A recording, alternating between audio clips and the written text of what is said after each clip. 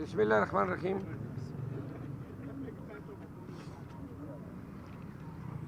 آج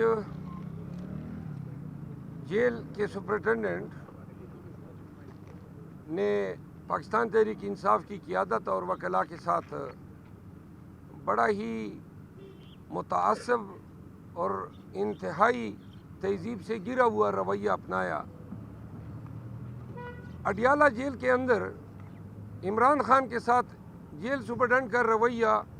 پہلے سے توہین آمیز ہے، اور 2-3 مواقع پہ ایک عدالتی کارروائی کے دوران جو سپرنٹینڈنٹ جیل ہیں وڑائچ صاحب، اسد وڑائچ، انہوں نے خان صاحب کے ساتھ بد کلامی کی بھی کوشش کی۔ خان صاحب کی طرف ان کا رویہ جارحانہ بھی رہا ہے، اور ایک موقع پر یہ واقعات میڈیا کے سامنے ہوئے جب میڈیا بھی موجود تھی۔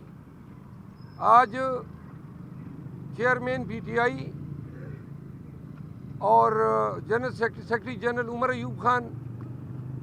اور دیگر قیادت کو ماں سوائے چند وکلاء کے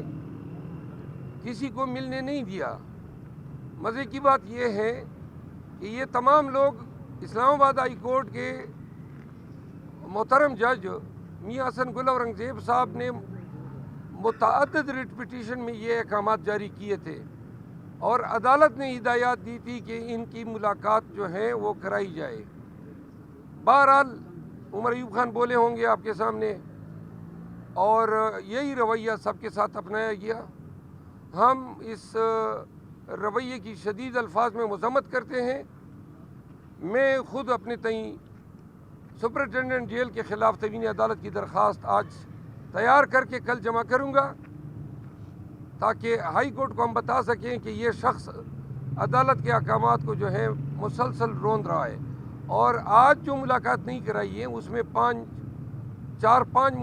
ڈیفرنٹ ریٹ پٹیشن میں آرڈر جاری ہوئے تھے۔ آپ کے توسط سے پاکستانیوں کو آگاہ کرنا چاہتے ہیں کہ الیکشن کمیشن میں اب یہ اندیشے مزید مستحکم ہو گئے ہیں کہ یہ موجودہ الیکشن کمیشن پاکستان تحریک انصاف کو ریزرو سیٹ سے محروم کرنے جا رہی ہے، اور ہمیں یہ مصدقہ اطلاعات ہیں کہ ہم نے جو لسٹیں دی ہیں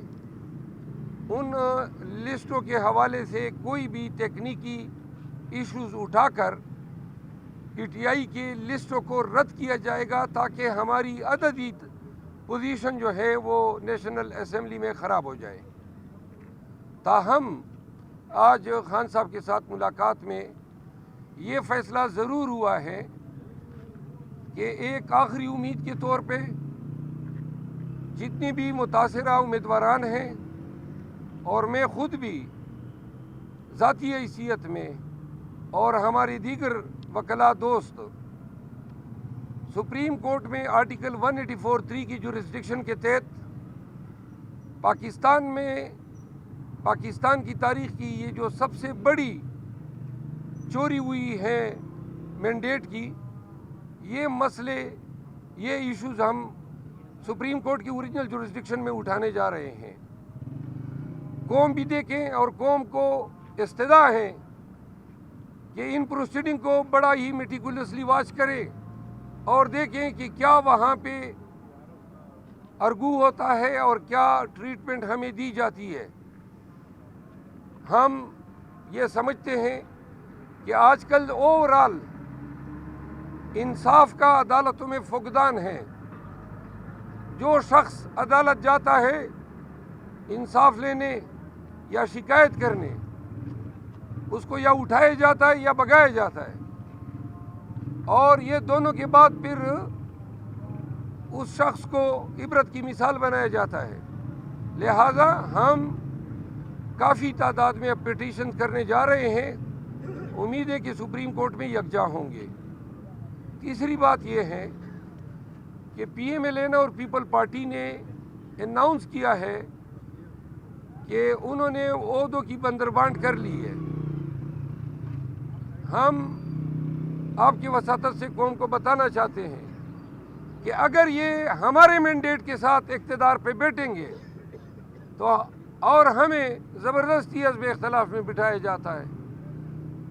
تو نہ تو یہ ہم سے چین سے اقتدار کر سکیں گے اور نہ ہم ان کو پاکستانیوں کے حقوق پہ ڈاکہ ڈالنے یا پاکستان کے خزانے پہ ڈاکہ ڈالنے کی اجازت دیں گے اور نہ اس قابل چھوڑیں گے انشاءاللہ خان کی ہدایات کے تحت اس دفعہ کی اپوزیشن میں کافی پڑھے لکھے لوگ بشمول وکلاء آئے ہیں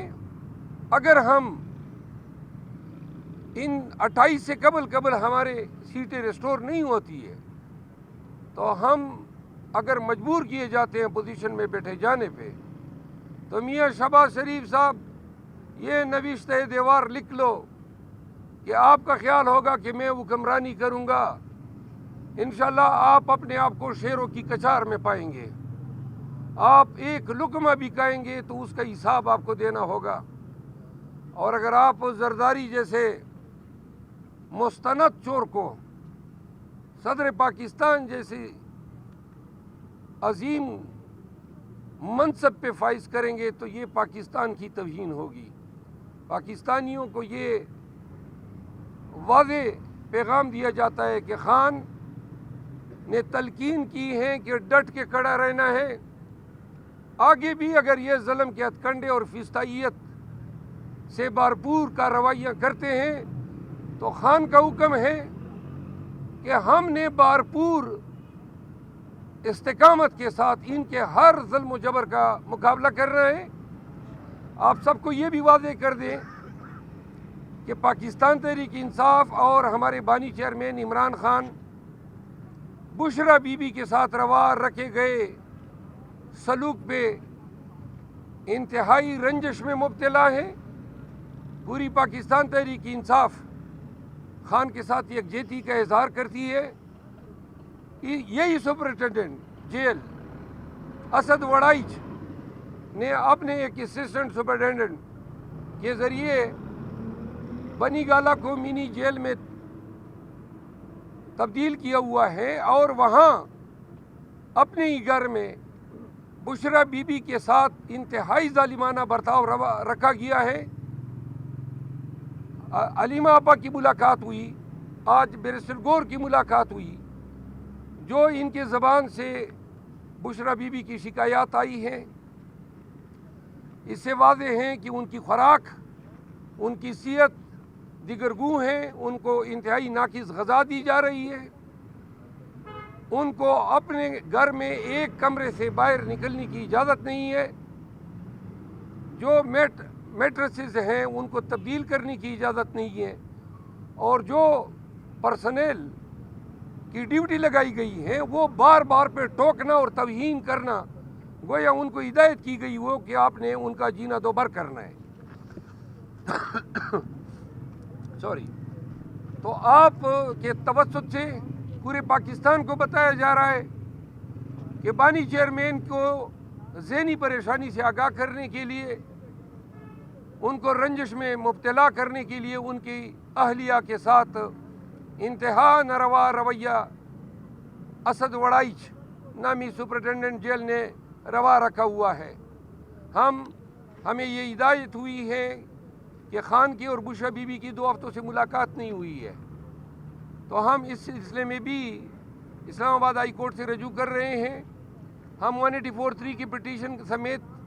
کل ہی سپریم کورٹ سے رجوع کر رہے ہیں تاکہ اسمبلی کا اجلاس ہونے سے قبل سپریم کورٹ پاکستان کی سیاسی جمہوری آئینی اور قانونی تاریخ کے سب سے بڑے مقدمے کا فیصلہ 28 فروری سے قبل کر لے انہی گزارشات کے ساتھ میں میرے دوست احباب پاکستان تحریک انصاف کے جو وکلاء ہیں آپ کے سامنے کوئی اگر سوال ہیں تو ہم ایک بڑا متنازع فیصلہ دیا ہے اس پر سارے جو علماء ہیں مذہبی جماعتیں اسٹینڈ لے رہی ہیں آپ کا اس پر کیا اسٹینڈ ہے وہ فیصلہ میں نے پڑھا نہیں ہے لیکن میں نے مولانا صاحب کا بیان سنا ہے علماء جو ہیں وہ انبیاء کے ورثاء شمار ہوتے ہیں اگر ہمارے جید علماء کرام جو ہیں انہوں نے قاضی فائز عیسیٰ کی اس فیصلے کو مسترد کیا ہے.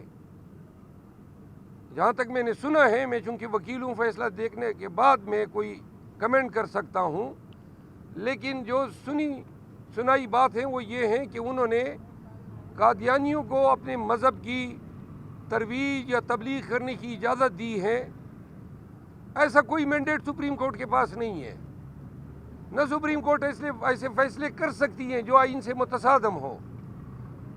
اور اس ضمن میں پاکستان تحریک انصاف واضح طور پہ علماء کے ساتھ ہوگی اور ان تمام قوتوں کے ساتھ ہم ڈٹ کے کھڑے ہوں گے جو خاتم النبیین کی شان میں